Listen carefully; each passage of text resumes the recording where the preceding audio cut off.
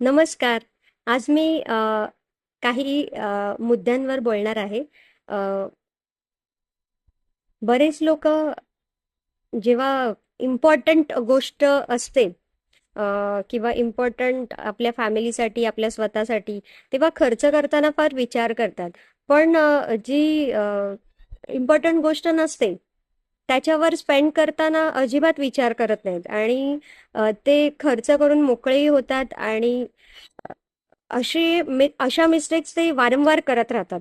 Let's say आपण iPhone घेऊया किंवा एखादी अशी वस्तू की जी तुम्हाला हार्डली 1-2 दिवस यूज होणार आहे आणि तरीही त्यासाठी आपण बरेच पैसे खर्च करतो आणि ते पैसे आपल्याला मुळात परत येणारही नसतात. बट स्टील वी स्पेंड, है ना? पण जेव्हा आपल्या आयुष्याचा प्रश्न असतो, आपल्या फॅमिलीचा प्रश्न असतो, त्यांच्या सिक्युरिटीचा प्रश्न असतो, तर तो एक्सपेन्स करताना आपण काय एवढा विचार करतो? फॉर एक्झाम्पल, जर आपण इन्कम करतोय, तर त्या इन्कमवर आपल्या फॅमिलीचे एक्सपेन्सेस चालू आहेत. सो जेव्हा आपण आपल्या फॅमिलीला एक चांगली लाईफस्टाईल देतो, आपण इन्कम करत असतो म्हणून ती आपण लाईफस्टाईल देऊ शकतोय. हे लक्षात येतंय का तुमच्या? जर तुम्ही इन्कम घरी घेऊन येताय, त्यामुळे ते लाईफस्टाईल मेंटेन करताय, त्या इन्कमला किंवा तुम्ही त्यांच्यासाठी एटीएम मशीन आहात. सो त्या एटीएम मशीनचं सफिशियंट इन्शुरन्स कव्हर असलं पाहिजे की नको?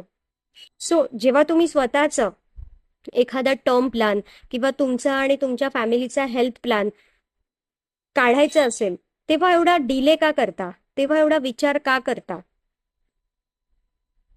तुम्हाला तुमच्या फॅमिलीची किंवा तुमच्या स्वतःच्या सुरक्षेची काळजी वाटत नाही का?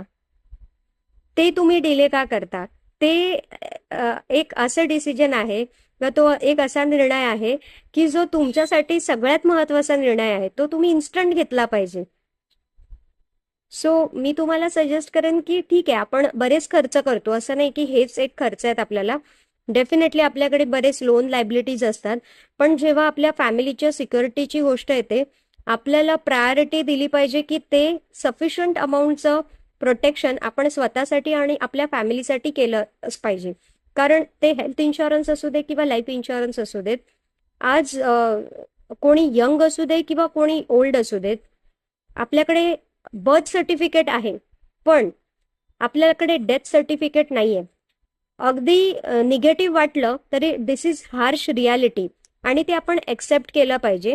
दिस is not just for negative things, पण आज जर आपण खूप चांगलं हॅपी फॅमिली लाईफ मेंटेन केलेलं आहे, सो देव न करो उद्याही त्यांना तीच लाईफस्टाईल मेंटेन करता आली पाहिजे आणि त्यासाठी त्यांना बॅकफूटवर आलं नाही पाहिजे. जस्ट फॉर सम मनी आपण ते डिले डिले डिले करत राहणं योग्य नाही, असं मला वाटतं.